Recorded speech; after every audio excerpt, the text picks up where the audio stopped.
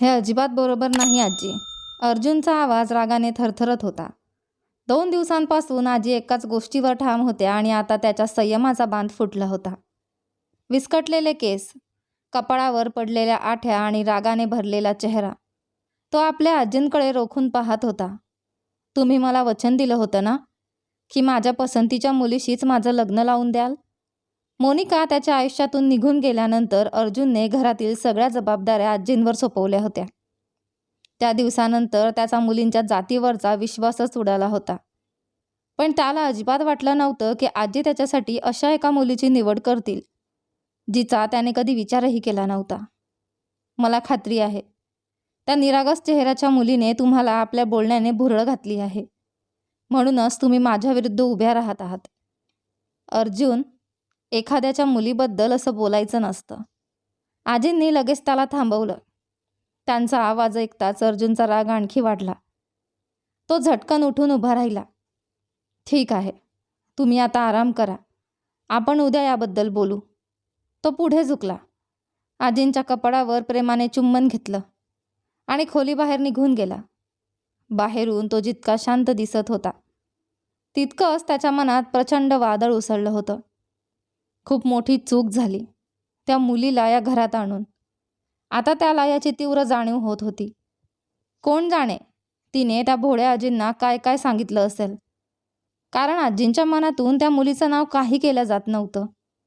स्वतःवर ताबा ठेवण्याचा प्रयत्न करत अर्जुन घराच्या मागच्या बाजूला असलेल्या नोकरांसाठीच्या क्वार्टरकडे निघाला. तिथेच ती मुलगी राहत होती. रात्र खूप झाली होती. याआधी कधीही त्याला इतक्या उशिरा तिथे जावं लागलं नव्हतं. पण आज त्याने ठरवलं होतं त्या मुलीला तिची जागा दाखवायचीच. तो तिथे पोहोचला आणि जोरजोरात दरवाजावर ठोके मारू लागला. बराच वेळ गेल्यानंतर आतून एक हळुवार आवाज ऐकू आला. त्या आवाजात झोपेची गुंगी स्पष्ट जाणवत होती. बहुतेक ती गाढ झोपली होती. पण अर्जुनच्या मनात तिच्याबद्दल कसलीही सहानुभूती उरली नव्हती. क्षणात दरवाजा उघडला. समोर ती उभी होती. तिच्या अंगावर सैलसर टी शर्ट आणि पायजमा होता. ओढणी घालण्याचंही तिला भान राहिलं नव्हतं. विस्कटलेले केस, झोपेने लाल झालेले डोळे. अर्जुन तिला पहिल्यांदाच अशा अवस्थेत पाहत होता. झोपेच्या गुंगीत असल्यामुळे तिला स्वतःच्या अवताराचंही भान नव्हतं. ती वारंवार डोळे चोळत अर्जुनकडे पाहत राहिली, जणू त्याला ओळखण्याचाच प्रयत्न करत होती. पण पुढच्या क्षणी अर्जुन संतापाने तिच्या जवळ आला. त्याने तिच्या दोन्ही दंडांना घट्ट पकडलं. तिला जोरात हलवलं आणि आपल्या अगदी जवळ ओढून घेतलं. माझ्या आजींना तू नेमकं काय भरवत आहेस? अर्जुनने रागाने तिच्या दोन्ही दंडांना धरून जोरात हलवलं. त्याच्या डोळ्यात संताप स्पष्ट दिसत होता. अचानक जागी झालेल्या त्या मुलीने घाबरतच पूर्ण डोळे उघडले. समोर स्वतःवर वाकून उभा असलेला रागाने लालबुंद झालेला अर्जुन दिसताच ती क्षणभर स्तब्ध झाली. पुढच्या क्षणी तिची नजर स्वतःच्या कपड्यांकडे गेली आणि लाजेने तिचा चेहरा लाल झाला. तिला अजूनही काय काय बोलत होता याकडे लक्षच नव्हतं. ती कसंबसं त्याच्या हातातून स्वतःची सुटका करून 2 पावलं मागे सरकली आणि घाईघाईने ओढणी शोधू लागली. पण अर्जुनने पुन्हा तिचे दंड पकडले आणि तिला आपल्या समोर उभं केलं. या घरात तुझी ओळख फक्त माझ्या आजींची काळजी घेणारी म्हणून आहे. त्या पलीकडे काहीही नाही. जर तू तुझी मर्यादा विसरायचा प्रयत्न केलास तर माझ्या इतका वाईट माणूस तुला कोणीही दिसणार नाही. मोनिका शर्मा. नेहमीप्रमाणे तिचं पूर्ण नाव उच्चारत अर्जुनने तिला कठोर इशारा दिला. त्याच्या कठोर आवाजामुळे ती पूर्णपणे घाबरली. तिने कोरडे पडलेले ओठ अलगद ओले केले. मी काहीच केलं नाही. तुम्ही काय बोलत आहात तेच मला समजत नाही. तिचा आवाज अगदी निरागस होता. पण अर्जुनला तिची निरागसता कधीच खरी वाटत नव्हती. त्याच्या मते ती फक्त अभिनय करत होती. काही दिवसांपूर्वी कंपनीतील सर्व कर्मचाऱ्यांसाठी आयोजित केलेल्या कार्यक्रमात ती प्रथम या वाड्यात आली होती. तेव्हाच सविता आजींची नजर तिच्यावर पडली. तिचा साधेपणा आणि सेवाभाव पाहून आजीने तिला स्वतःची काळजी घेण्यासाठी या वाड्यातच राहण्याची जबाबदारी दिली होती. पण आता आजींच्या मनात तो विचार सुरू झाला होता जो अर्जुनला अजिबात मान्य नव्हता. माझं नीट ऐक. मला तुझ्यात जराही रस नाही. उद्या सकाळी तू स्वतः आजींना स्पष्ट सांगायचं की तू माझ्याशी लग्न करणार नाहीस. हे शब्द तिच्यासाठी जणू विजेचा धक्का होते. ती दचकून 2 पावलं मागे झाली. सर, तुम्ही काय बोलत आहात? तिच्या मोठ्या गोल डोळ्यात केवळ निरागसता आणि गोंधळ दिसत होता. ती अविश्वासाने अर्जुनकडे पाहत राहिली. क्षणभर अर्जुनही तिच्या डोळ्यात हरवून गेला.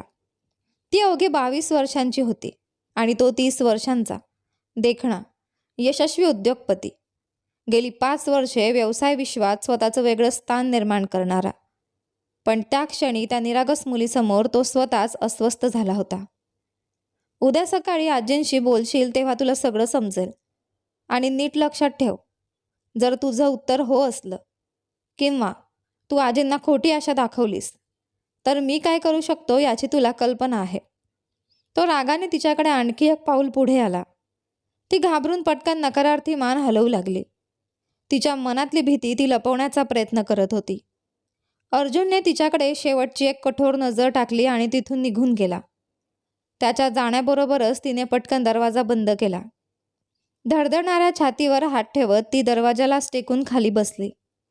दिवसभराच्या कामानंतर रात्री तिला शांत झोप मिळायची. पण आज या माणसाने एका क्षणात तिची रात्रही बेचैन करून टाकली होती. केवळ काही शब्दात त्याने तिला तिची जागा दाखवून दिली होती. आणि आता मागच्या 2-3 दिवसात सविता आजी आणि अर्जुन यांच्या वागण्यात तिला जाणवणारे सूक्ष्म बदल तिच्या लक्षात येऊ लागले. तिच्या डोळ्यात साचलेले अश्रू अखेर वाहू लागले. ती गुडघ्यांवर बसली आणि ओक्साबोक्शी रडू लागली. देवा, माझ्यावर अशी वेळ का आली? स्वतःचं घर सोडून दुसऱ्यांच्या घरी राहणं, त्यांची सेवा करणं, हे तिने कधीच स्वप्नातही विचार केला नव्हता. ती एका सुसंस्कृत आणि प्रतिष्ठित कुटुंबातील मुलगी होती. ती काही साधीसुधी मुलगी नव्हती. ती तर आपल्या बाबांची लाडकी लेक होती. वडिलांच्या निधनानंतर तिच्यावर इतके कठीण दिवस आले होते की आज ती अक्षरशः दारोदार भटकत जगण्यास भाग पडली होती. खूप वेळ रडून मन हलकं झाल्यावर तिने डोळे पुसले आणि शांतपणे जाऊन पलंगावर पडली. स्वतःला काय समजतो हा? जणू मी त्याच्याशी लग्न करायला आतुर झाले आहे. स्वतःशीच पुटपुटत ती हळूहळू डोळे मिटू लागली. झोप ही तिच्यासाठी अशी गोष्ट होती की कितीही दुःख असलं तरी तिला कधीही आणि कुठेही लागायचे. मनातला सारा भार अश्रूंमधून बाहेर काढल्यानंतर ती गाढ झोपी गेली. पण झोपण्यापूर्वी तिने एक निर्णय घेतला. यापुढे अर्जुनला कधीही तिच्या स्वाभिमानावर घाव घालू द्यायचा नाही, कारण तिचा स्वाभिमानच तिच्यासाठी सर्वात मौल्यवान होता. दुसऱ्या दिवशी सकाळी नेहमीप्रमाणे ती सविता आजींच्या खोलीत गेली. तिने त्यांना प्रेमाने नाश्ता करून दिला. नोकराणीने आधीच नाश्ता तयार करून ठेवला होता. अर्जुनला ऑफिसला उशीर होत असल्याने तो नाश्ता करून लवकरच निघून गेला. नाश्त्यानंतर तिने सविता आजींना वेळेवर औषधं दिली. गेल्या 2 महिन्यांपासून त्यांची तब्येत सतत खालावत चालली होती. त्यामुळे त्यांची विशेष काळजी घेणं तिच्यासाठी आवश्यक झालं होतं. औषध दिल्यानंतर ती त्यांना विश्रांती घ्यायला सांगत खोलीबाहेर पडणार इतक्यात सविता आजींनी तिला हाक मारली. इकडे ये ग, माझ्याजवळ बस. ती शांतपणे त्यांच्या शेजारी येऊन बसली. माहिती आहे का, मी तुझ्यासाठी काय ठरवलं आहे? सविता आजींनी नेहमीच्या प्रेमळ स्वरात विषय काढला. गेल्या 2 महिन्यांत त्या दोघे एकमेकींच्या सुखदुःखाच्या इतक्या जवळ आल्या होत्या की एकमेकींच्या मनातलं न बोलताही समजू लागलं होतं. तिला आजी काय बोलणार आहे त्याची आधीच कल्पना होती. तिने डोळ्यांतील वेदना लपवत शांतपणे म्हटलं, आजी, तुम्ही जे ठरवलं आहे ते योग्य नाही. सविता आजीने तिच्याकडे हलकंसं हसत पाहिलं. माझी एकच इच्छा आहे, मी या जगातून गेल्यानंतरही या घरात माझा अंश कायम राहावा. हे ऐकताच ती अस्वस्थ झाली. ती पटकन पुढे झाली आणि प्रेमाने आजींच्या हातावर स्वतःचा हात ठेवला. आजी, मी तुम्हाला किती वेळा सांगितलंय, पुन्हा कधीही अशी अशुभ गोष्ट बोलायची नाही. यावेळी ती खरंच नाराज झाली होती. तिचा रागावलेला निरागस चेहरा पाहून सविताजी मनापासून हसल्या. ठीक आहे, आता अशी गोष्ट बोलणार नाही, पण माझी इच्छा तरी पूर्ण होईल ना? त्यांच्या त्या प्रश्नाकडे दुर्लक्ष करत ती लगेच उठून उभी राहिली.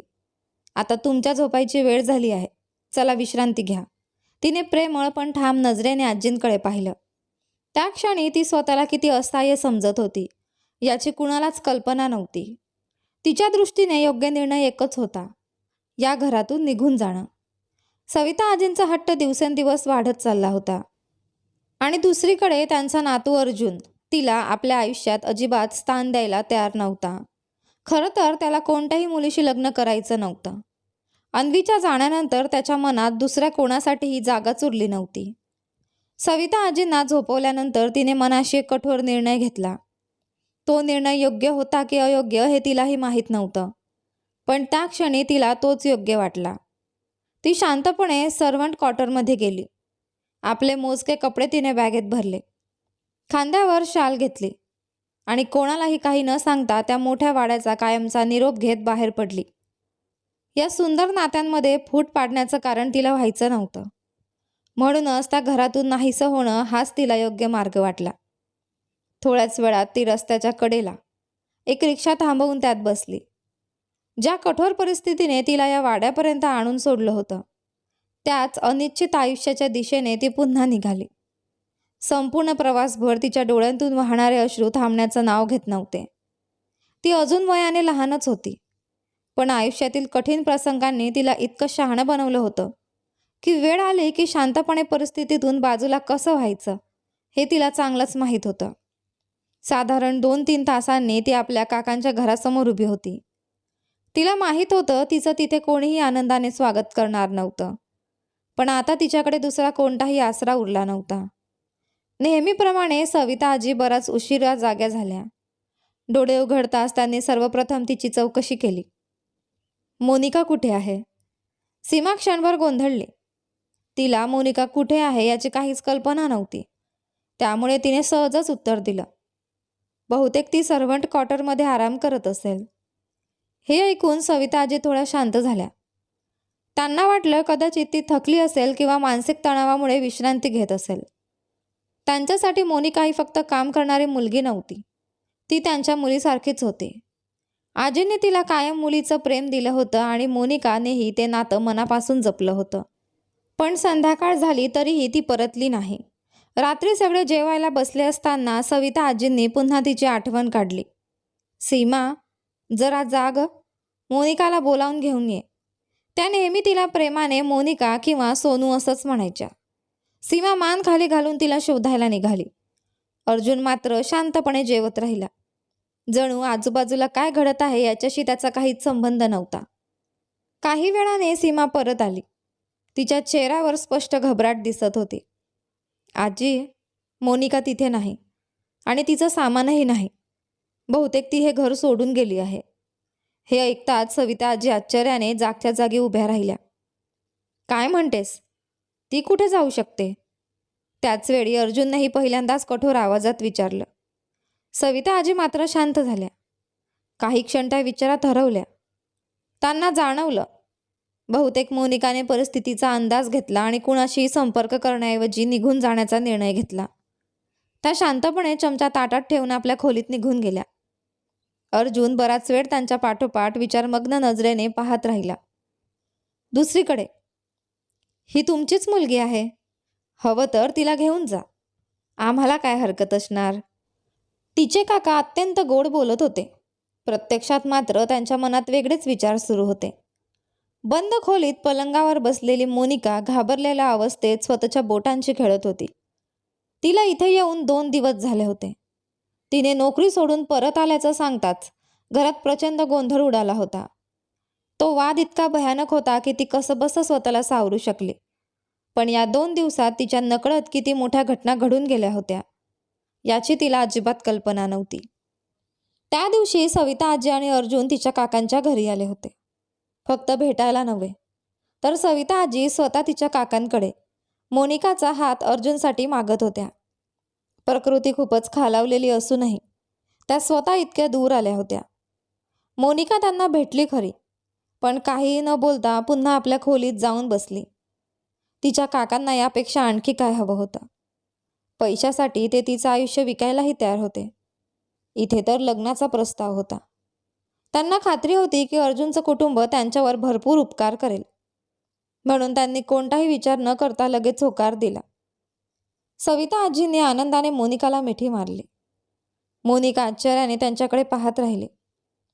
आजींच्या डोळ्यात मात्र समाधान स्पष्ट दिसत होतं.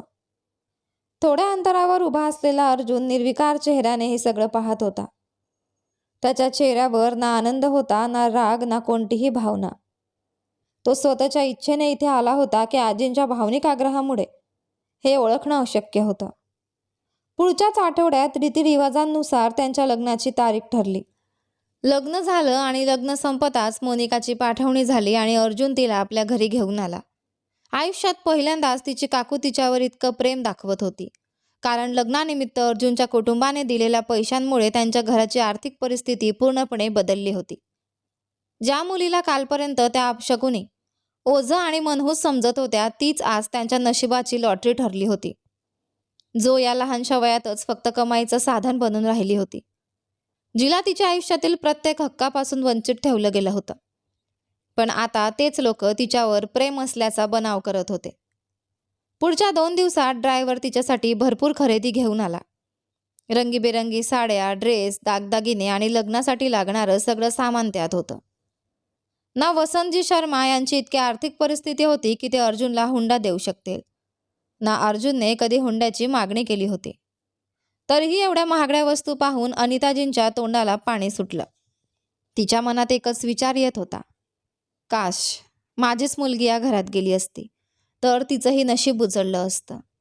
पण आता पश्चाताप करून काहीच उपयोग नव्हता. दुसरीकडे मोनिका मात्र पूर्णपणे शांत झाली होती. तिच्या ओठांतून एकही शब्द बाहेर पडत नव्हता. गेल्या आठवडाभरात तिने किती यातना सहन केल्या होत्या हे फक्त तिलाच माहीत होतं. तिला खात्री होती की अर्जुन कधीच तिला पत्नीचा मान देणार नव्हता. या घरात ती आयुष्यभर फक्त एका नोकराणीसारखीच राहणार होती. शेवटी तो दिवसही उजाडला, ज्या दिवशी अर्जुन तिला आपले नवरी बनवण्यासाठी येणार होता. संध्याकाळ होण्याआधीच ड्रायव्हर एका ब्युटिशियनला घेऊन आला. तिने मोनिकाला नवरीसारखं सजवायला सुरुवात केली. भरजरी लाल साडीत, नाजूक दागिन्यांनी आणि सुंदर मेकअपने मोनिका अवर्णनीय सुंदर दिसत होती. आयुष्यात पहिल्यांदाच तिने इतकी महागडी साडी नेसली होती आणि इतक्या देखण्या पद्धतीने सजली होती. तिच्या गोऱ्या चेहऱ्यावर आणि तपकिरी डोळ्यांवर त्या साजशृंगाराने अक्षरशः 4 चांद लावले होते. तेवढ्यात अनिताजी आत आली. मोनिकाला पाहताच ती काही क्षण स्तब्ध उभी राहिली. मग पुढे येत तिने तिची दृष्ट काढली. देवाची कृपा राहू दे, अगदी चंद्राचा तुकडाच दिसतेस. मोनिकाने फक्त एकदा तिच्याकडे पाहिलं. कधी कधी आपल्या आसपासची दुटप्पी माणसं त्यांच्या गोड बोलण्यानेच सर्वात जास्त वेदना देऊन जातात. बाहेरून अर्जुन आला असल्याची चाहूल लागली. अनिताजीने मोनिकाच्या डोक्यावर नाजूक पदर ओढला. तिचे चुलत बहीण आणि चुलत भाऊ तिला बाहेर घेऊन आले. तेवढ्यात मीरा उपहासाने म्हणाली, वा मोनिका, मोठा डाव खेळलास तू. दिसायला किती भोळी आहेस, पण आतून फारच चालाक निघालीस. तिच्या चेहऱ्यावरचा मत्सर स्पष्ट दिसत होता. इतर वेळी असतं तर मोनिकाने तिच्या प्रत्येक टोमण्याला सडेतोड उत्तर दिलं असतं. पण आज तिच्यात बोलण्याचंही बळ उरलं नव्हतं. तिला आणून अर्जुनच्या शेजारी मंडपात बसवण्यात आलं. भटजींनी वैदिक मंत्रोच्चार सुरू केले. दोघांनी एकमेकांच्या गळ्यात हार घातले. कन्यादान, सप्तपदी आणि मंगळसूत्र बांधण्याचे सर्व हिंदू विवाहविधी पार पडले. थरथरणाऱ्या हातांनी अर्जुनने तिच्या गळ्यात मंगळसूत्र घातलं आणि तिच्या कपाळात कुंकू भरलं. त्या क्षणी मोनिकाने आयुष्यभराचे सारे हक्क त्या माणसाच्या नावावर सोपवले, जो तिच्या शेजारी एखाद्या पुतळ्यासारखा निर्विकार बसला होता. लग्न संपल्यानंतर सर्वांनी नवदाम्पत्याला आशीर्वाद दिले. अनिताजींनी पुढे येत सर्वांचं तोंड गोड केलं. मोनिकाला मात्र तिथे बसणंही अवघड होऊ लागलं होतं. तेवढ्यात अर्जुन अचानक उठून उभा राहिला. माझ्या मते आता निघायला हवं. त्याचं बोलणं ऐकून सगळेच चकित झाले. पण अर्जुन नेहमीप्रमाणे स्वतःच्या मनाचा मालक होता. सविता आजीसाठी मात्र एवढंच पुरेसं होतं की तो स्वतः लग्नाला आला होता. काही उरलेले विधी पूर्ण झाल्यानंतर सविता आजींनी मोनिकाला तिच्या नव्या खोलीत नेऊन बसवलं. पहिल्यांदाच अर्जुनच्या खोलीत बसल्यावर तिचं हृदय इतक्या जोरात धडधडत होतं की जणू छाती फोडून बाहेर येईल. तिने थरथरणाऱ्या हातांवरील घाम पुसला. आज ती त्या पलंगावर पूर्ण अधिकाराने बसली होती. तिने एकदा संपूर्ण खोलीकडे नजर फिरवली. इतकी आलिशान खोली तिने याआधी कधीच पाहिली नव्हती. खोलीतील प्रत्येक वस्तू अर्जुनच्या श्रीमंतीची आणि उत्कृष्ट आवडीची साक्ष देत होती. बराच वेळ निघून गेला पण अर्जुन खोलीत आला नाही. प्रवासाच्या आणि दिवसभराच्या थकव्यामुळे मोनिका पलंगाला टेकून बसली. हळूहळू तिच्या डोळ्यांवर झोप चढली आणि तिला कधी झोप लागली हेही तिला समजलं नाही. रात्री साधारण 2च्या सुमारास अर्जुन खोलीत आला. स्वतःच्या पलंगावर मोनिकाला गाढ झोपलेलं पाहताच त्याच्या डोळ्यात संताप उसळला. तो भराभर तिच्या जवळ गेला. तिचा हात जोरात पकडला आणि तिला अक्षरशः ओढत पलंगावरून खाली उतरवलं. समोर उभी असलेल्या मोनिकाने क्षणात आपले डोळे उघडले आणि सरळ अर्जुनच्या डोळ्यात पाहिलं. पहिल्यांदाच तो तिला इतक्या सुंदर साजशृंगारात पाहत होता. खरंच ती अवर्णनीय सुंदर दिसत होती. तिचे मोठे तपकिरी डोळे, हलकासा मेकअप आणि गुलाबी ओठ तिच्या सौंदर्यात आणखी भर घालत होते. क्षणभर त्याची नजर तिच्या चेहऱ्यावर खेळून राहिली, पण पुढच्या क्षणी त्याने स्वतःला सावरलं. तिचा हात जोरात पकडत तो कठोर आवाजात म्हणाला, या खोलीत येण्याची परवानगी तुला कोणी दिली? माझ्याशी लग्न झालंय म्हणून स्वतःला माझी पत्नी समजू नकोस. या घरात तुला स्थान मिळालं, एवढंच तुझ्यासाठी पुरेसं आहे. माझ्या पलंगावर बसून माझी वाट पाहण्याचा तुला काहीही अधिकार नाही. त्याच्या रागीट आवाजाने मोनिका घाबरून गेली. ती डोळ्यातले अश्रू आवरत गप्प उभी राहिली. तेवढ्यात अर्जुनने तिची हनुवटी घट्ट पकडली आणि तिचा चेहरा स्वतःजवळ ओढला. ती एखाद्या नाजूक बाहुलीसारखी त्याच्या अगदी जवळ आली. अर्जुनच्या महागड्या परफ्यूमचा सुगंध तिच्या श्वासात मिसळत होता. तिचा निष्पाप आणि सुंदर चेहरा कोणाच्याही मनाला भुरळ घालणारा होता. तरीही ती शांत होती. जणू सगळी चूक तिचीच होती. प्रत्यक्षात मात्र तिची काहीच चूक नव्हती. हे सगळं सविता आजींच्या हट्टामुळे घडलं होतं. अर्जुननेही स्वतःच्या इच्छेनेच या लग्नाला होकार दिला होता. नाहीतर मोनिका तर हे घर सोडून निघून गेली होती. अर्जुन पुन्हा कठोर स्वरात म्हणाला, लक्षात ठेव, जोपर्यंत आजी जिवंत आहेत तोपर्यंतच तू या घरात राहशील. त्यांचे डोळे मिटताच मी तुला माझ्या आयुष्यातून काट्यासारखं बाहेर फेकून देईन. तुझी माझ्याशी बरोबरी करण्याची लायकीही नाही, हे नीट लक्षात ठेव. त्याने तिच्यासमोर बोट दाखवत इशारा केला. मोनिकाच्या डोळ्यांतून अश्रू वाहू लागले, पण यावेळी तिने स्वतःला सावरलं.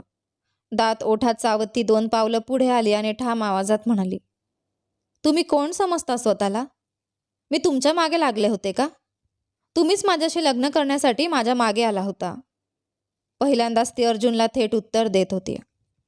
हे ऐकताच त्याचा संतापनावर झाला. खबरदार, पुन्हा माझ्यासमोर आवाज चढवायचा प्रयत्न केलास तर. त्याने पुन्हा तिच्यासमोर बोट उचललं. यावेळी मोनिकाने धाडस करून त्याचं बोट पकडलं. तिच्या डोळ्यांतून अश्रू वाहत होते, पण आवाज ठाम होता. तुम्ही माझ्यासोबत असं काहीही करू शकत नाही. तिच्याकडून अशी हिंमत होईल याची अर्जुनला अपेक्षाच नव्हती. क्षणात त्याने तिच्या खांद्याला पकडलं आणि तिला भिंतीवर दाबून धरलं. त्याचे गरम श्वास तिच्या चेहऱ्यावर आदळत होते. दोघेही पहिल्यांदाच इतके जवळ उभे होते. त्या क्षणी दोघांनाही एकमेकांच्या अस्तित्वाची तीव्र जाणीव झाली. अर्जुनची नजर तिच्या निरागस चेहऱ्यावर आणि थरथरणाऱ्या ओठांवर स्थिरावली. मोनिका खरंच एक निष्पाप, सुस्वभावी आणि विश्वास ठेवण्यासारखी मुलगी होती. हे सगळं माहीत असूनही अर्जुनचा अहंकार त्याला तिचा स्वीकार करू देत नव्हता. एकदा त्याने या लग्नाला नकार दिला होता. त्याच्या मते हट्टापोटी पुन्हा तोच निर्णय स्वीकारणं त्याच्या तत्वांविरुद्ध होतं. त्याला हेही माहीत नव्हतं की या सगळ्यात त्या निष्पाप मुलीचा काहीच दोष नव्हता. तिला सोडत तो थंड आवाजात म्हणाला, माझ्यापासून जितकं दूर राहशील तितकं तुझ्यासाठी चांगलं. ज्या दिवशी माझ्या सहनशक्तीचा अंत पाहशील त्या दिवशी तुला पश्चाताप होईल. माझा स्वभाव, माझा राग हे सहन करणं तुझ्या आवाक्याबाहेर आहे. इतकं बोलून त्याने तिला जोरात दूर ढकललं. मोनिका खाली पडली. अर्जुन मात्र तिच्याकडे पुन्हा न पाहताच खोलीबाहेर निघून गेला. ती मात्र आश्चर्याने त्या सुशिक्षित माणसाकडे पाहत राहिली, जो लाखो मुलींच्या स्वप्नातील राजकुमार असू शकत होता. पण त्याचा स्वभाव इतका कठोर होता की कोणत्याही निरागस मुलीच्या मनातून तो एका क्षणात उतरू शकत होता. मोनिकाने शांतपणे आपले लग्नाचे कपडे बदलले, मेकअप काढला आणि दुसऱ्या खोलीत जाऊन राहिली. तिच्या मते तेच योग्य होतं, कारण अर्जुनसोबत एकाच खोलीत राहणं अशक्य होतं. पण तिला हेही माहीत होतं की ती दुसऱ्या खोलीत राहिली तर सविता आजींना त्याचं वाईट वाटेल. रात्रभर तिला झोप लागली नाही. ती सतत आपल्या पुढच्या आयुष्याचा विचार करत राहिली. भविष्यात तिला आशेचा एकही किरण दिसत नव्हता. शेवटी पहाटेच्या सुमारास तिच्या डोळ्यांवर झोप चढली. दुसऱ्या दिवशी सकाळी अर्जुन नाश्ता करून ऑफिसला निघून गेला. दोघांमध्ये एक शब्दही बोलणं झालं नाही. दरम्यान सविता आजींची तब्येतही बरी नव्हती, म्हणून मोनिका दिवसभर त्यांच्या जवळच राहिली. तिच्या मनात सतत एकच भीती होती, देवा, सविता आजींना काही होऊ नये. त्या नसतील तर माझं काय होईल. पण ही भीती ती कोणालाच सांगू शकत नव्हती. या घरात तिचं खरं असं कोणीच नव्हतं. रात्री जेवणाच्या वेळीही अर्जुन सोबत जेवायला जाण्याचं धाडस तिच्यात नव्हतं. त्याच्याकडून तिला कोणत्याही आपुलकीची अपेक्षाही नव्हती. ती सविता आजींसोबतच राहिली. त्यांच्यासाठी आणि स्वतःसाठी जेवण खोलीतच मागवलं. औषधांच्या प्रभावामुळे सविता आजी दिवसभर शांत पडून होत्या. त्यांच्या शेजारी बसता बसता मोनिका कधी सोफ्यावरच डोळा लागून झोपून गेली हे तिलाही समजलं नाही. मोनिकाची झोप तेव्हा उडाली जेव्हा अर्जुन एखाद्या मंद सुगंधाच्या झुळकीसारखा सविता आजींच्या खोलीत आला. त्याच्या उपस्थितीची जाणीव होताच ती दचकून उठून बसली. सविता आजीही जाग्या झाल्या होत्या. कशी आहे तब्येत आजी? तो त्यांच्या जवळ बसत प्रेमाने त्यांच्या कपाळावर चुंबन ठेवत म्हणाला. सविता आजींनीही मायेने त्याच्या गालावरून हात फिरवत त्याचं कपाळ चुंबन घेतलं. तो त्यांचा लाडका नातू होता. त्याला पाहिल्याशिवाय त्यांच्या दिवसाची सुरुवातच होत नसे. मी ठीक आहे रे. तुम्ही दोघांनी जेवण केलं का? त्यांनी विचारलं. तेव्हाच त्यांचं लक्ष मोनिकाकडे गेलं. हो, मी तर जेवलो आहे. उत्तर देताना अर्जुनने मोनिकाकडे वळून पाहिलं. त्याच्या ओठांवर एक खोडकर हसू उमटलं. आजी, तुमच्या नातसूनबाईंचा बहुतेक आज इथेच तुमच्याजवळ झोपायचा विचार आहे. त्याने मुद्दाम तिच्याकडे रोखून पाहिलं. त्याची ती खोल नजर पाहून मोनिका गोंधळून गेली. म्हणजे काय? सविता आजींनी आश्चर्याने विचारलं. त्यांनी लगेच मोनिकाकडे पाहत बनावटी रागाने म्हटलं, मोनिका, हे बरं नाही ग. मोनिकाला त्याचं दुटप्पी वागणं पाहून प्रचंड राग आला. काही वेळापूर्वी हाच माणूस तिला खोलीतून बाहेर हाकलून देत होता आणि आता आजींसमोर प्रेमळ नवऱ्याचा आव आणत होता. ती अळखळत म्हणाली, मी फक्त तुमची तब्येत बरी नव्हती म्हणून. तिचं बोलणं पूर्ण होण्याआधीच अर्जुन तिच्या जवळ आला. दोन्ही हात छातीवर घालत तो मिश्किलपणे हसला. आजी, मी गेल्या 1.5 तासापासून खोलीत हिची वाट पाहतोय. त्याचा आवाज इतका सहज आणि प्रेमळ होता की मोनिकाच्या पायाखालची जमीनच सरकली. सविता आजींसमोर तो असा अभिनय करत होता की जणू तो तिच्यावर जीवापाड प्रेम करतो. तो पुढे म्हणाला, आजी, आता तर हिच्याशिवाय मला झोपच लागत नाही. त्याच्या या निर्लज्ज बोलण्याने मोनिकाचा चेहरा लाजेने आणि संतापाने लाल झाला. ती क्षणाचाही विलंब न लावता उठली. मी खोलीत जाते. मागे न पाहताच ती खोली बाहेर निघून गेली. तिच्या जाण्यानंतर सविता आजी हसत अर्जुनला म्हणाल्या, काय रे, एवढं का चिडवतोस तिला? बघ, बिचारी खरंच रुसली. अर्जुनने विषय बदलत विचारलं, आजी औषधं घेतली ना? त्यांनी मान हलवली. आता तुम्ही फक्त आराम करा. उद्या सकाळी आपण डॉक्टरांकडे जाऊ, असं म्हणत त्याने पुन्हा त्यांच्या हातावर प्रेमाने चुंबन घेतलं आणि खोली बाहेर पडला. आता त्याची पावलं स्वतःच्या खोलीकडे वळली. तिकडे मोनिका बेचैनपणे खोलीत येरझाऱ्या घालत होती. रात्री तिला निर्दयीपणे खोलीबाहेर काढणारा अर्जुन आणि काही मिनिटांपूर्वी आजींसमोर तिचीच वाट पाहत असल्याचं नाटक करणारा अर्जुन, या दोन्ही रूपांपैकी खरं कोणतं हेच तिला समजत नव्हतं. दार उघडलं आणि अर्जुन आत आला. आज त्याच्या चेहऱ्यावरचे भाव काहीसे वेगळे होते. मोनिकाने त्याच्याशी बोलायचं ठरवलं होतं, पण त्याच्याकडे पाहताच तिचे शब्द ओठांवरच विरून गेले. अर्जुनने उपहासाने विचारलं, खरंच आश्चर्य वाटतं. तुझे काका आणि काकू तुला सासरी पाठवून पूर्णपणे विसरूनच गेले दिसतात. एकदाही तुझी चौकशी करावी असं त्यांना वाटलं नाही. त्याचा प्रत्येक शब्द तिच्या मनाला खोल जखम करून गेला. मोनिका शांतपणे म्हणाली, देवाने माझ्या नशिबी जे पालक लिहिले त्यांना नातं जपता आलं नाही. तिच्या आवाजात कोणतीही तक्रार नव्हती, फक्त खोल दुःख होतं. अर्जुन क्षणभर तिच्याकडे शांतपणे पाहत राहिला. तिच्या त्या वेदनेची खोली त्याला जाणवत होती. मग तो म्हणाला, आणि आता माझ्यासारखा माणूसही तुझ्या आयुष्यात जबरदस्तीने आला आहे. तो मुद्दाम तिच्या मनाला टोचत होता. मोनिका काहीच बोलली नाही. तिने डोळ्यात दाटलेले अश्रू कसबस आवरले. ती खोल श्वास घेत स्वतःला सावरू लागली. पण तिचे लाल झालेले डोळे, फुगलेले ओठ आणि चेहऱ्यावरचं दुःख अर्जुनच्या नजरेतून सुटलं नाही. का कोण जाणे, त्याचं मन क्षणभर अस्वस्थ झालं. तो तिच्या जवळ गेला. हळूच तिच्या हनुवटीखाली बोट ठेवून त्याने तिचा चेहरा वर केला. तो तिच्या फिकट पडलेल्या चेहऱ्याकडे एकटक पाहत राहिला. पहिल्यांदाच त्याला ती नेहमी हसरी, बडबडी आणि खटाळ वाटणारी मुलगी इतकी उदास दिसत होती. काही क्षण शांतता पसरली. मग अचानक तो हलकासा हसला आणि मिश्किलपणे म्हणाला, बरं, तुला जर वाटत असेल की या जगात तुझं कोणीच नाही, तर मग कोणाची तरी होऊन जा. तो थोडासा तिच्या आणखी जवळ झुकला. डोळा मारत म्हणाला, चल, एक काम कर, आईच होऊन जा. त्याच्या या अनपेक्षित आणि निर्लज्ज बोलण्याने मोनिका स्तब्ध झाली.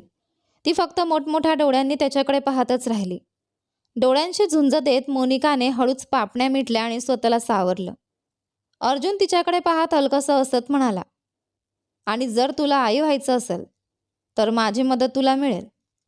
त्याच्या त्या बोलण्याने मोनिका पुन्हा गोंधळून गेली. दात घट्ट आवडत तिने स्वतःचा राग आवरला आणि नकळत बोलून गेली, आई व्हायचं असेल तर तुमची मदत घ्यावी लागेल, पण मग तुम्हालाही बाबा बनावं लागेल. शब्द तोंडातून बाहेर पडताच तिला स्वतःचाच अंदाज आला आणि लाजून तिने नजर खाली झुकवली.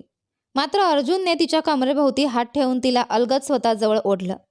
तो हसत म्हणाला, तेही चालेल. निदान या जगात माझ्याही नावाचं एक नातं असेल आणि तुझीही इच्छा पूर्ण होईल. असं म्हणत त्याने तिच्या मानेजवळ चेहरा टेकवला. त्याच्या इतक्यात जवळ आल्याने मोनिकाचा श्वासच अडकला. त्याच्या मिठीत ती अक्षरशः घाबरून गेली होती. त्याचा स्पर्श तिच्यासाठी सहन करणं कठीण होतं. ती घाबरून समोर उभ्या असलेल्या अर्जुनच्या शर्टला घट्ट पकडून उभी राहिली, जणू त्याच्याकडूनच स्वतःची सुटका मागत होती. बराच वेळ गेल्यानंतर अर्जुनने तिची हनुवटी अलगद वर केली. तिचा लाजेने लाल झालेला चेहरा पाहताच त्याच्या मनातल्या भावना आणखी तीव्र झाल्या. तो 2 पावलं मागे सरकला आणि पलंगाकडे बोट दाखवत शांतपणे म्हणाला, जा, आता झोप, माझा संयम आणि मन दोन्ही ढळण्याआधी. मोनिकाने क्षणाचाही विलंब न करता धावत जाऊन पलंगावर जागा घेतली. चादर अंगावर ओढून तिने डोळे मिटले आणि झोपायचा प्रयत्न करू लागली. नेहमीच सविता आजींसमोर अर्जुन आणि मोनिका आदर्श नवरा बायको असल्यासारखं वागत असत. ते पाहून सविता आजींच्या चेहऱ्यावर समाधान झळकत असे. त्यांच्या मनापासून इच्छा होती की या दोघांमध्ये खरंखुरं प्रेम निर्माण व्हावं, पण वास्तव वेगळंच होतं. त्यांचं नातं फक्त एका खोलीपुरतंच मर्यादित राहिलं होतं. मोनिकाने मनाशी ठरवलं होतं की अर्जुनकडे जास्त लक्ष द्यायचं नाही. तरीही नकळत तिचं मन त्याच्याकडे ओढलं जात होतं. अर्जुनच्या मनातही आता केवळ अहंकार उरला नव्हता. मोनिकाचं सौंदर्य तर त्याला आधीपासूनच आवडत होतं, पण तिचा प्रामाणिक स्वभाव, मन लावून काम करण्याची वृत्ती आणि प्रत्येक नातं जपण्याची तिची सवय, या सगळ्यामुळे तो दिवसेंदिवस तिच्याकडे अधिकच आकर्षित होत होता. त्या रात्री मोनिका उशिरापर्यंत अर्जुनची वाट पाहत बसली. तिला कधीच आवडत नव्हतं की तिचा नवरा घरी यावा आणि ती झोपलेली असावी. तो तिच्याकडे लक्ष देत नसला तरी त्याच्या गरजा पाहणं हेच पत्नीचं कर्तव्य आहे, असंच तिला वाटायचं. स्वतःची प्रत्येक जबाबदारी ती प्रामाणिकपणे पार पाडत होती, पण तिला कल्पनाही नव्हती त्या रात्री मित्रांसोबत क्लबमध्ये गेलेला अर्जुन तिच्या आयुष्यात एक मोठं वादळ घेऊन येणार होता. खरं तर अर्जुनला अशा सवयी नव्हत्या. सविता आजींनी त्याच्यावर उत्तम संस्कार केले होते. चुकीच्या मार्गावर तो कधीच जाऊ नये याची त्यांनी कायम काळजी घेतली होती. पण श्रीमंत आणि बेजबाबदार मित्रांच्या संगतीने त्या दिवशी त्यालाही क्लबमध्ये ओढून आणलं होतं. तो बराच वेळ एका कोपऱ्यात शांत बसून होता. तेवढ्यात समीर त्याच्याजवळ आला आणि त्याच्या हातात एक ग्लास देत म्हणाला, अरे, हे घे. अर्जुनने नकार देत म्हटलं, तुला माहीत आहे मी दारू पित नाही. समीर हसत म्हणाला, अरे, दारू नाही, फक्त सॉफ्ट ड्रिंक आहे. अर्जुनने त्याच्या बोलण्यावर विश्वास ठेवला आणि काहीही शंका न घेता ते प्यायला सुरुवात केली. पण त्याला माहीत नव्हतं ते त्याच्या तथाकथित मित्राचं कारस्थान होतं. त्याला त्रास द्यावा म्हणून त्यांनी त्या पेयात नकळत नशेचं औषध मिसळलं होतं. मात्र त्यांनाही कल्पना नव्हती की त्यांचा हा मूर्खपणा कोणाच्या तरी आयुष्यात मोठं संकट बनून कोसळणार होता. थोड्याच वेळात अर्जुनला अस्वस्थ वाटू लागलं. छातीत घुसमट होऊ लागली. आयुष्यात पहिल्यांदाच त्याला अशी विचित्र अस्वस्थता जाणवत होती. तो कसाबसा उठला आणि म्हणाला, मी घरी जातो. पण त्यांच्या त्या मूर्खपणामुळे कोणाच्या तरी आयुष्यात मोठं वादळ निर्माण होणार आहे याची त्यांना कल्पनाही नव्हती. अर्जुनच्या छातीत धडधड वाढू लागली. आयुष्यात पहिल्यांदाच त्याला अशी विचित्र घुसमट जाणवत होती. मी घरी जातो. लालसर नशेने भारलेल्या डोळ्यांनी त्याने मित्रांकडे पाहिलं. आता त्याला समजलं होतं की त्यांनी नेमका कोणता डाव रचला होता. समीर हसत म्हणाला, अरे, रात्र तर आत्ताच सुरू झाली आहे, नंतर जा. तो पुढे येत अर्जुनचा हात पकडू लागला, पण अर्जुनने त्याला जोरात ढकलून स्वतःची सुटका करून घेतली. तुमच्याशी नंतर हिशोब करतो मी. त्याच्या त्या शब्दांवर सगळे फक्त हसायला लागले. नशेचा परिणाम सुरू झाला असला तरी अजून त्याचं भान पूर्णपणे हरपलं नव्हतं. त्यामुळे तो स्वतःच गाडीपर्यंत गेला आणि गाडी वळवून घरी निघाला. रात्र खूप पुढे सरकली होती. निर्जन, अंधाऱ्या रस्त्यांवरून त्याची गाडी वेगाने धावत अखेर हवेलीसमोर येऊन थांबली. तो गाडीतून खाली उतरला आणि जड झालेली पावलं ओढत आपल्या खोलीकडे जाऊ लागला. त्याचा घसा अक्षरशः कोरडा पडला होता. संपूर्ण शरीरात एक विचित्र अस्वस्थता पसरली होती. परदेशात राहूनही त्याने आजवर कधीच अशा कोणत्याही नशेला हात लावला नव्हता. पण आज त्या औषधाचा परिणाम वेगाने वाढत होता. खोलीत प्रवेश करताच त्याची नजर समोरच्या सोफ्यावर बसलेल्या मोनिकावर गेली. ती गुडघे जवळ घेऊन शांतपणे त्याची वाट पाहत बसली होती. अर्जुन आत येताच ती पटकन उठली, पण त्याच्या लालसर डोळ्यांकडे पाहून जागच्या जागी थबकली. समोर उभ्या असलेल्या त्या निरागस मुलीला काहीतरी चुकीचं घडल्याची जाणीव झाली. आजवर तिने अर्जुनला अशा अवस्थेत कधीच पाहिलं नव्हतं. या क्षणी तो स्वतःच्या भानावर आहे असं अजिबात वाटत नव्हतं. अर्जुन हळूहळू तिच्या दिशेने चालत येऊ लागला. मोनिका 2 पावलं मागे सरकली. तुम्ही नशा करून आलात का? तिने काळजीने विचारलं. अर्जुनने नकारार्थी मान हलवली. नाही. पण पुढच्या क्षणी तो स्वतःच हलकेच हसू लागला. माझी वाट पाहत होतीस? त्याचा आवाज अडखडत होता. म्हणजे तुलाही माझ्या वाचून झोप लागत नाही का? डोळा मारत त्याने तिच्या कमरेभोवती हात ठेवला आणि तिला अलगद स्वतःजवळ ओढलं. तोल जाऊन मोनिका थेट त्याच्या छातीवर येऊन आदळली. पहिल्यांदाच तिला अर्जुनची भीती वाटत होती. तरीही तिने स्वतःला सावरत शांत स्वरात म्हटलं, या, मी तुम्हाला पलंगापर्यंत घेऊन जाते. तिने त्याला आधार द्यायचा प्रयत्न केला, पण अर्जुनने तिचा हात अलगद झटकला. त्याची गरज नाही, असं म्हणत त्याने तिचे दोन्ही गाल हातात घेतले आणि तिला पुन्हा जवळ ओढलं. रोज रात्री माझी वाट पाहतेस, माझ्या आजूबाजूला फिरत राहतेस, माझं लक्ष स्वतःकडे वेधून घ्यायचा प्रयत्न करतेस. तो तिच्या खांद्याजवळ चेहरा टेकवत बोलत होता. त्याला आपण काय बोलतो याचंही भान उरलं नव्हतं.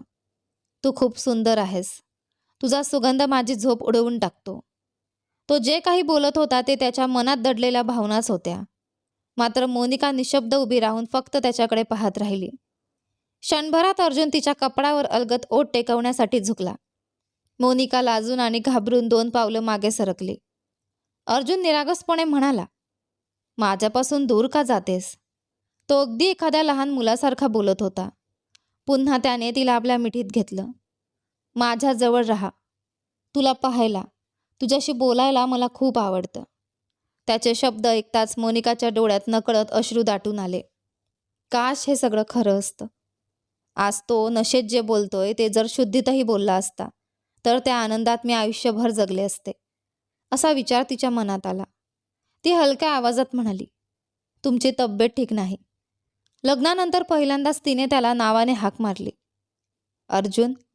तो मंद हसला. तुझ्या तोंडून माझं नाव किती छान वाटतं. तो तिच्याशी जणू आपल्या सर्वात प्रिय पत्नीशी बोलत होता. मोनिका मात्र शांत उभी राहून त्याच्याकडे पाहत राहिली. पुढच्या क्षणी अर्जुनने तिला पुन्हा आपल्या मिठीत घेतला. त्या रात्री त्यांच्या नात्यातील अंतर पहिल्यांदाच कमी होऊ लागलं. नशेचा परिणाम अर्जुनवर स्पष्ट दिसत होता आणि परिस्थितीमुळे मोनिकाला त्याला काहीच बोलता येत नव्हतं. शेवटी तो तिचा नवरा होता आणि त्या क्षणी त्याला तिच्या आधाराची सर्वाधिक गरज होती. अर्जुनने तिच्या खांद्यावर डोकं टेकवलं आणि हळू आवाजात कबूल केलं, तू मला खूप आवडतेस, खूपच. त्याचं डोकं आपल्या छातीवर अलगद विसावताच मोनिकाने शांतपणे डोळे मिटले. हळूहळू अर्जुन तिच्या कुशीत विसावत गेला आणि ती न बोलता त्याला आधार देत राहिली. मोनिकाला अर्जुनच्या अस्तित्वातून दळवळणारा मंद सुगंध वेड लावत होता. नकळत ते दोघेही एकमेकांच्या इतके जवळ आले होते की त्या क्षणी जगाचं भानच त्यांना उरलं नव्हतं. त्यांना याची कल्पनाही नव्हती की सकाळी नशेचा प्रभाव उतरल्यावर त्यांच्या नात्यावर याचा काय परिणाम होणार होता.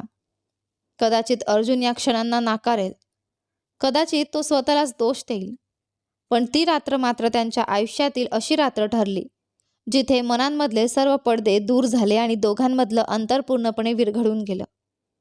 दुसऱ्या दिवशी सकाळी मोनिकाला जाग आली तेव्हा ती अजूनही अर्जुनच्या मिठीत होती.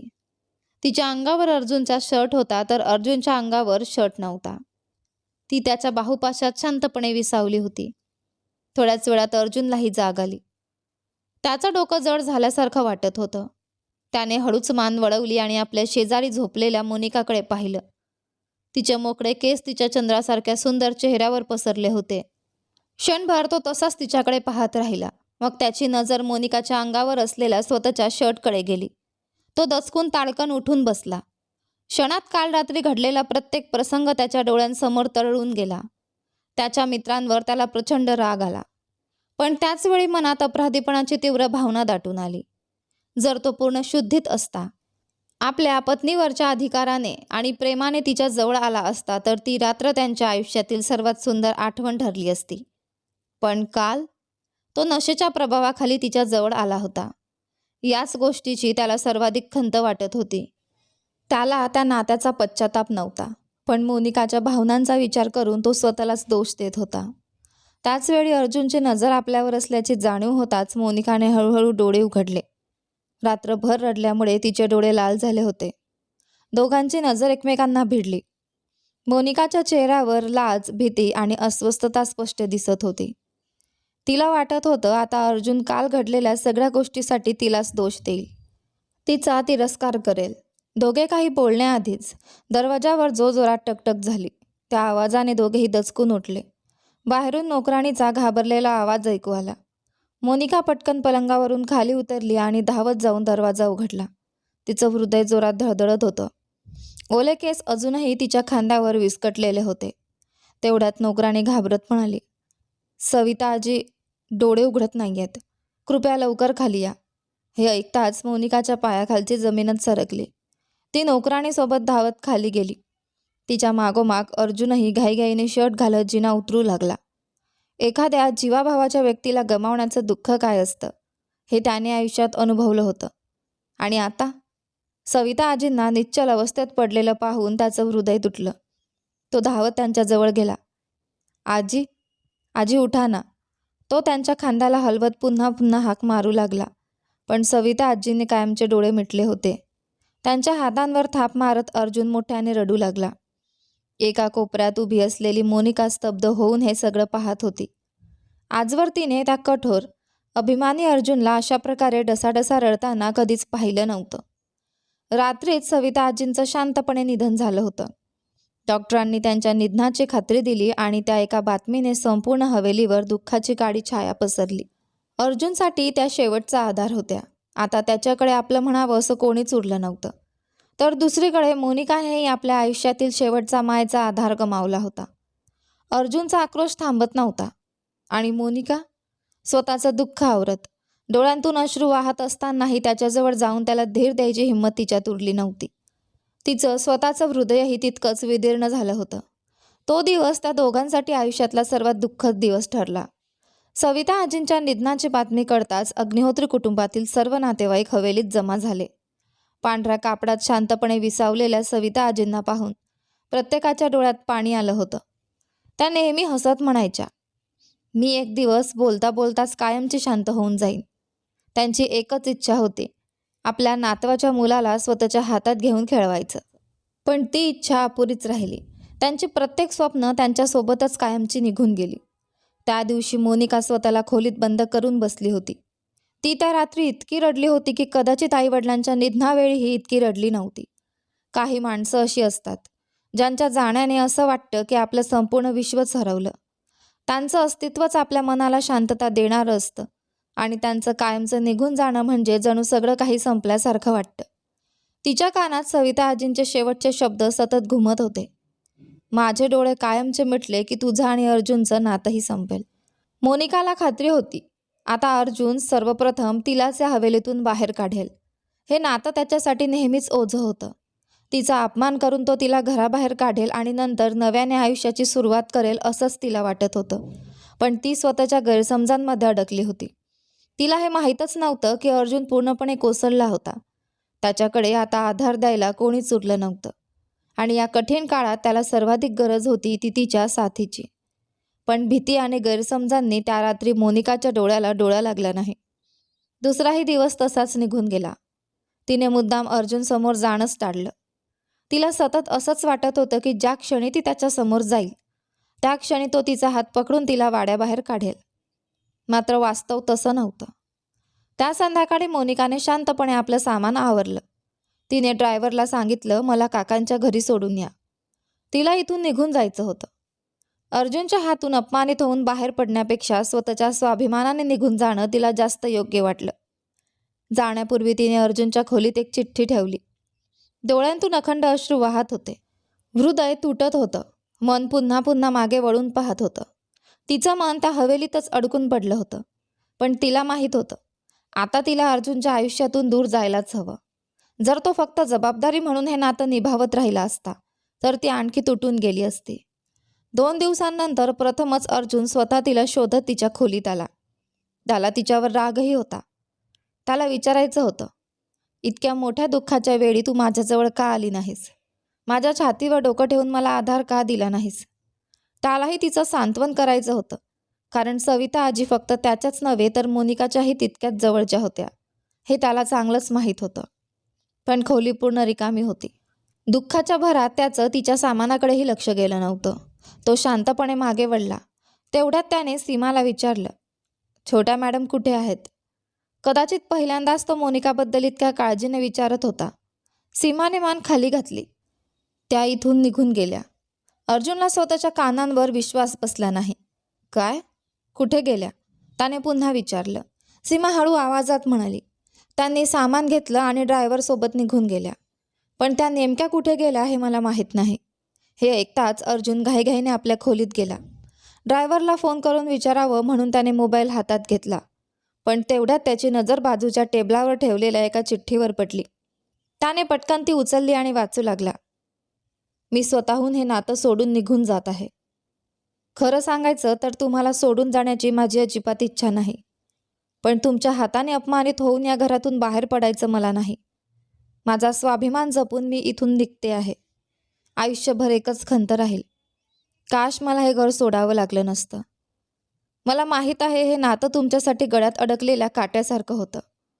पण मला मात्र तुमचं प्रेम लाभलं. इतकंच माझ्यासाठी आयुष्यभर पुरेसं आहे. तुमच्या सहवासाचा सुगंध माझ्या प्रत्येक श्वासात कायम राहील. सविता आजींची आठवण मला कधीच शांत बसू देणार नाही. तुम्ही मात्र कायम आनंदी राहा. बाय.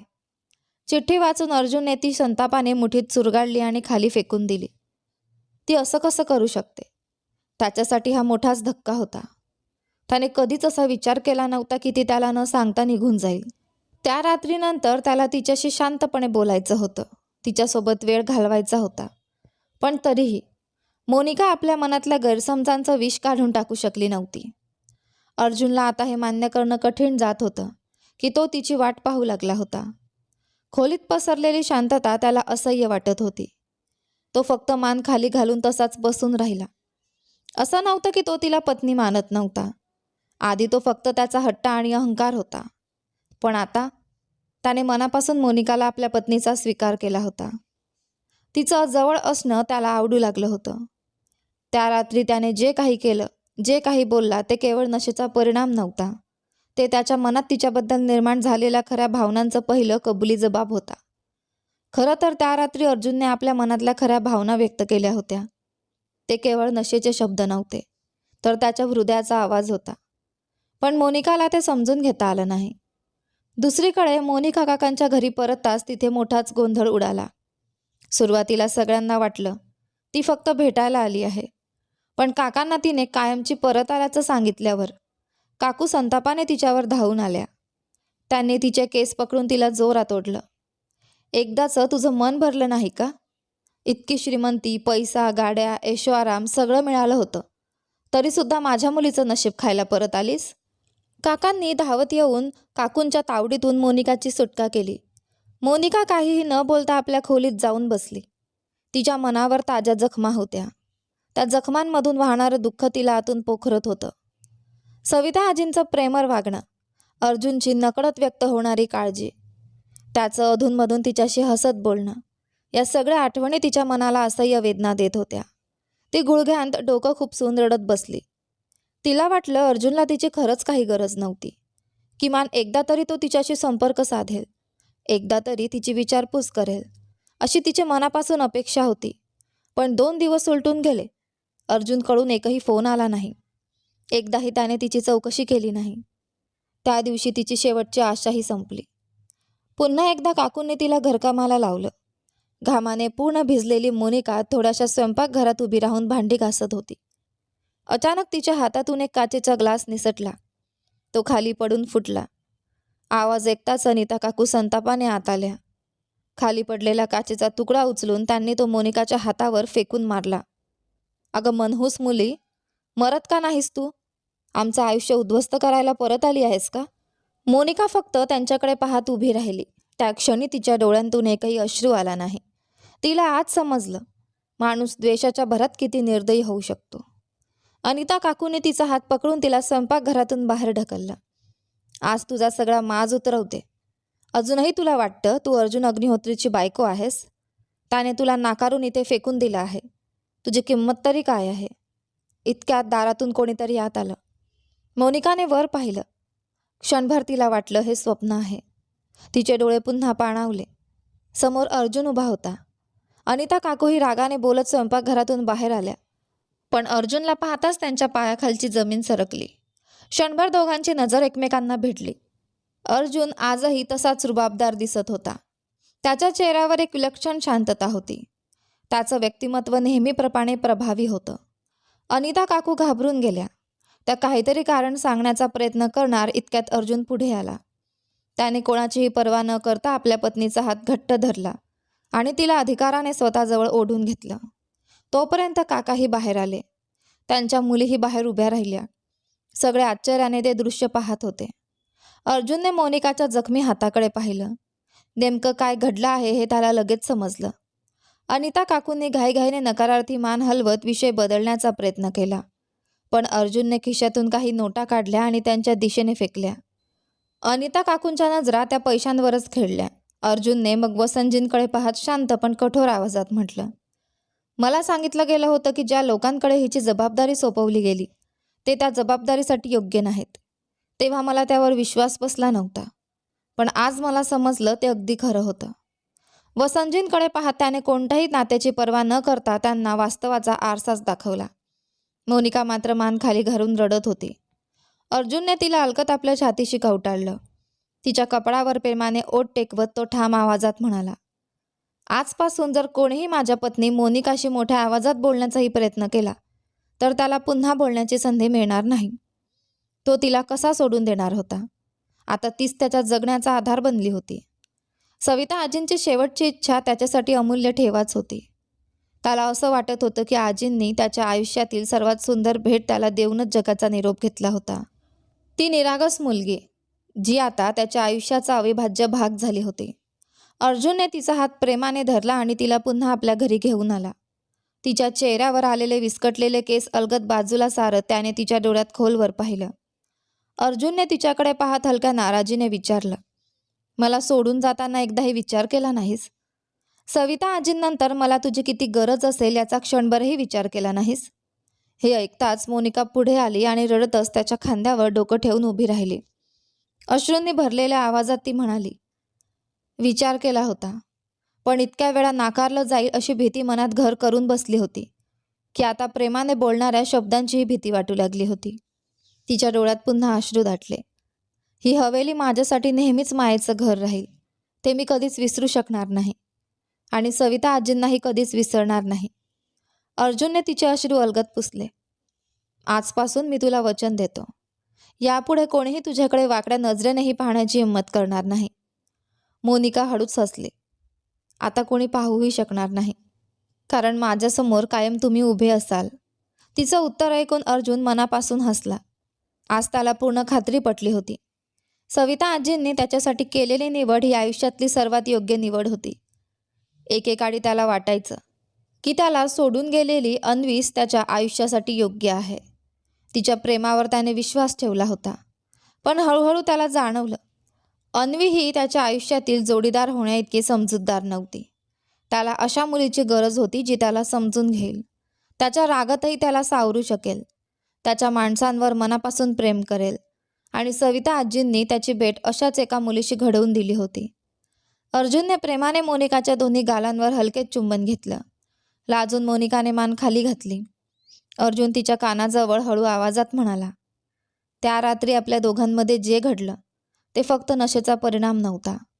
तो तिच्या डोळ्यात पाहत पुढे म्हणाला, हो, मी पूर्ण शुद्धीत नव्हतो, पण जर माझं मनच भरकटलं असतं तर मी तुझ्याजवळ आलोच नसतो. त्या रात्री मला फक्त तूच दिसत होतीस, कारण माझं मन आधीपासूनच तुझ्यावर प्रेम करू लागलं होतं. मोनिकाने लाजत त्याच्या हातावर हलकासा मुक्का मारला. असं कधीच होऊ शकत नाही. दुसऱ्या कोणाकडे पाहण्याचा विचारही करू नका. तिच्या त्या खट्याळ बोलण्यावर अर्जुन मोठ्याने हसला. आत्तापर्यंत सविता आजींनी मला बिघडू दिलं नाही आणि आता वाटतं त्यांची नाचसूनही मला तसंच सरळ ठेवणार. मोनिका हसत मान हलवते. हो, आणि भविष्यात देवाच्या कृपेने आपल्याला मुलगी झाली तर तिचं नाव सविता ठेवू, म्हणजे आजींचं प्रेम कायम आपल्या घरात जिवंत राहील. हे ऐकून अर्जुन काही क्षण तिच्याकडे पाहतच राहिला. तू खूप सुंदर आहेस, पण त्याहून सुंदर तुझं मन आहे, तो पुढे म्हणाला. आजूबाजूला अनेक सुंदर चेहरे दिसतात, पण सुंदर मन असलेली माणसं फारच दुर्मिळ असतात. फक्त रूप पाहून निवड केली तर नंतर पश्चाताप करावा लागतो. पण ज्यांचं मन आणि स्वभाव दोन्ही सुंदर असतात ती व्यक्ती संपूर्ण आयुष्य सुंदर करून टाकते. मोनिकाने हसत त्याच्या मिठीत स्वतःला सामावून घेतलं. अर्जुन तिच्या कपाळावर प्रेमाने चुंबन ठेवत म्हणाला, तुझ्यासोबतचं प्रत्येक स्वप्न आता आपण दोघं मिळून पूर्ण करू. मोनिका त्याच्या खांद्यावर डोकं ठेवून शांतपणे हसत राहिली. तिच्या आयुष्यात अर्जुनचं येणं हे जणू देवाने तिच्या संयमाचं दिलेलं सर्वात सुंदर फळ होतं. तिने प्रत्येक नातं मनापासून जपलं, प्रत्येक दुःख शांतपणे सहन केलं आणि कधीच आपला चांगुलपणा सोडला नाही.